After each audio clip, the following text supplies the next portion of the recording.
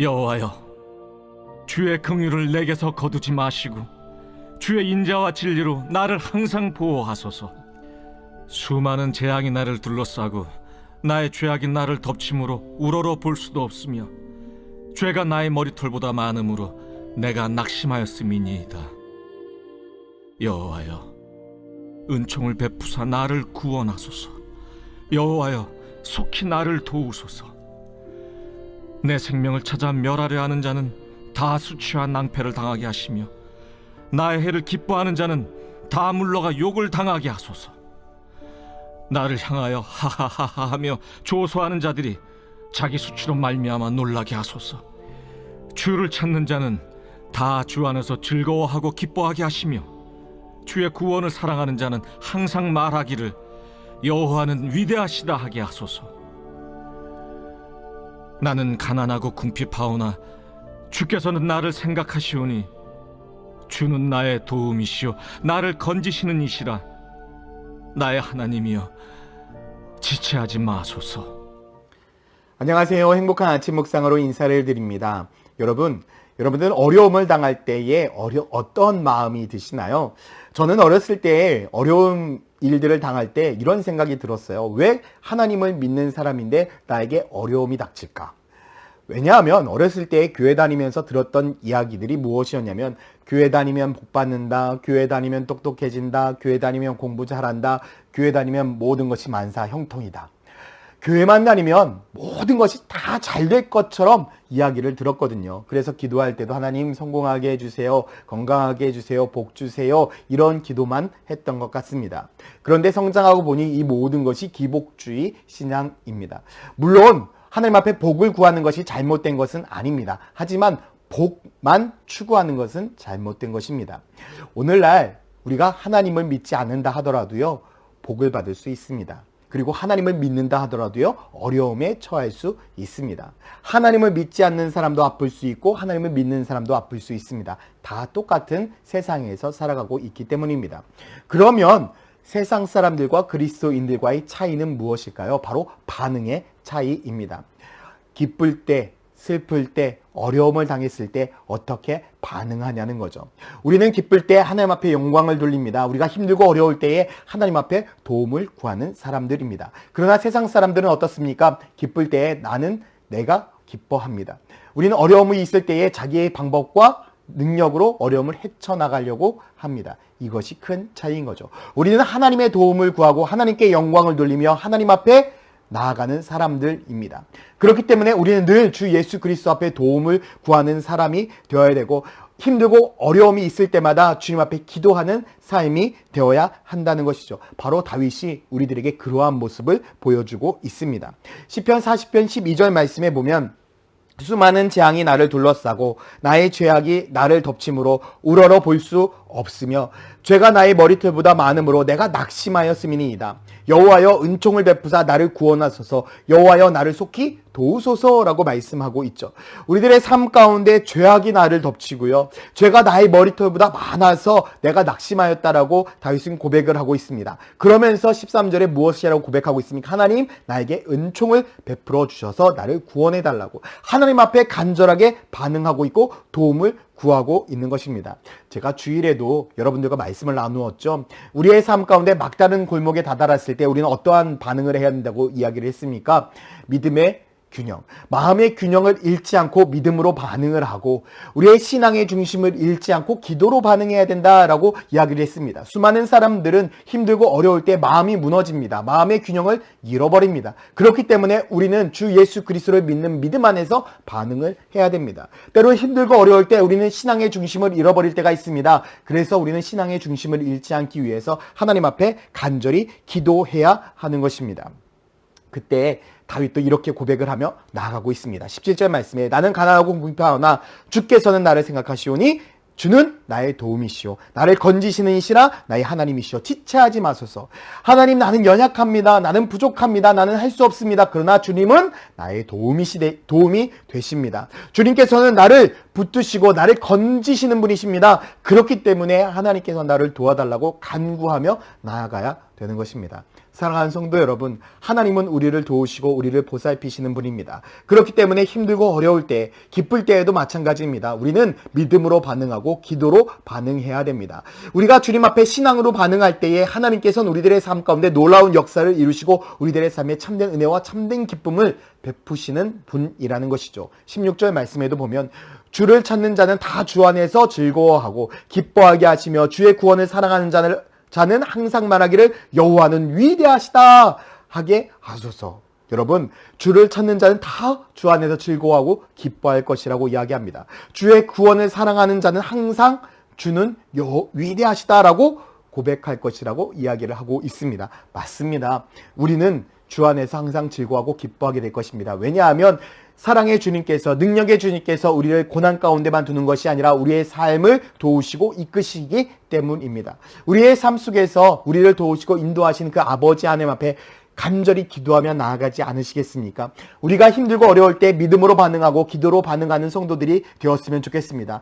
어떻게 이 막다른 골목에서 내가 벗어날 수 있을까? 내 고집과 내 생각으로 그 모든 것으로 반응하는 것이 아니라 우리가 믿음으로 반응하고 기도로 반응한다면, 우리가 성령으로 반응한다면 하나님께서 우리들의 삶 속에서 놀라운 은혜와 축복을 더하시고 힘듦 속에서 즐거움과 기쁨을 허락하실 것입니다. 오늘 여러분들의 삶은 어떻습니까? 여러분들의 삶 가운데 속에서 여러분들은 지금 믿음으로 반응하고 계십니까? 기도로 반응하고 계십니까?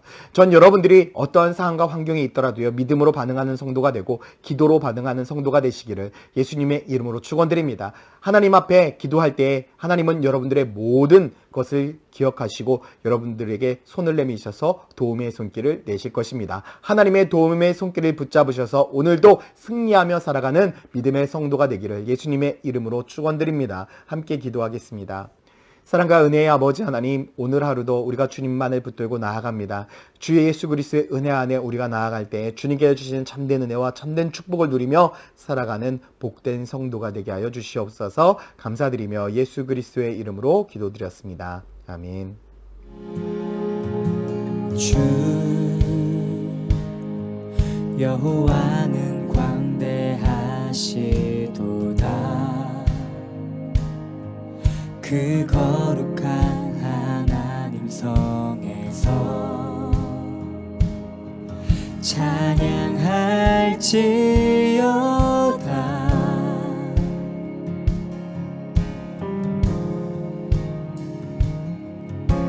주 승리 우리에게 주셨도다. 모든 원수 물리치셨네. 엎드려 절하세.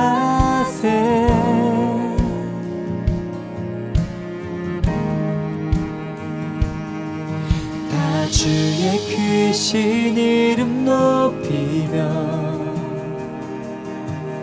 우리에게 행하신 위대한 일 감사하세. 오 주의 신실하신 그 사랑 온 땅과 하늘 위에 계셔 홀로 영원하신 이름.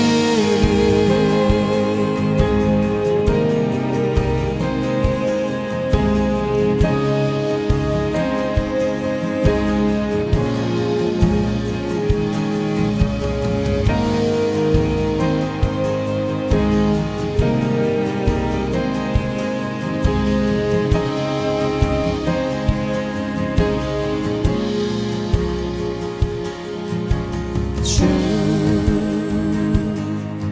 여호와는 광대하시도다. 그 거룩한 하나님 성에서 찬양할지어다.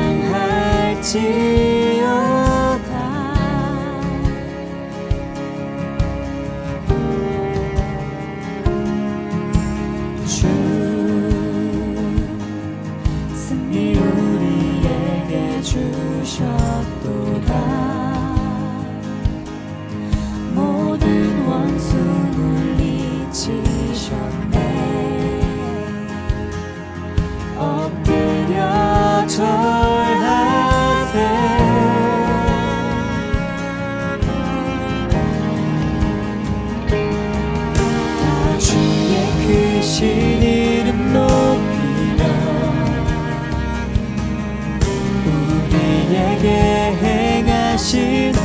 위대한 일 감사하세. 오 주의 신실하신 그 사랑 온 땅과 하늘 위에 계셔 홀로 영원하신 이름.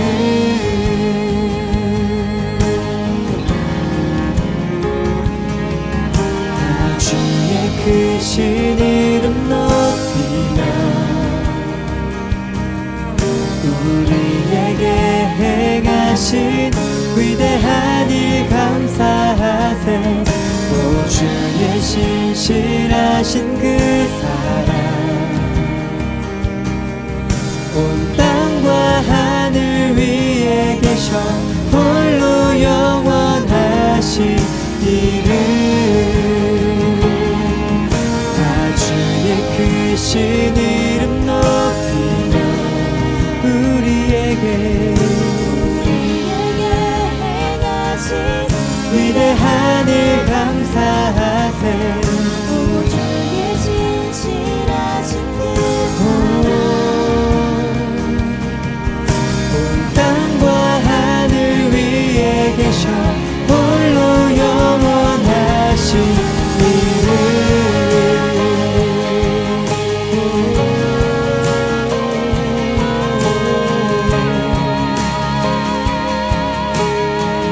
위대하신 주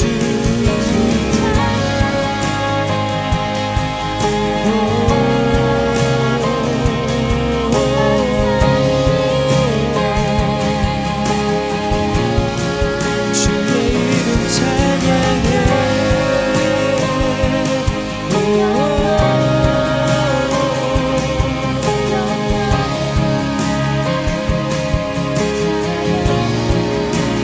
크신 주 이름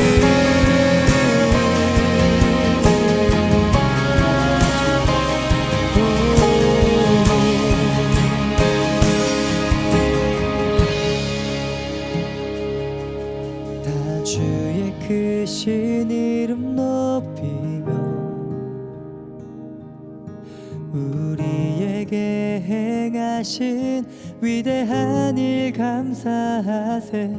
오 주의 신실하신 그 사랑 온 땅과 하늘 위에 계셔 홀로 영원하신 이름.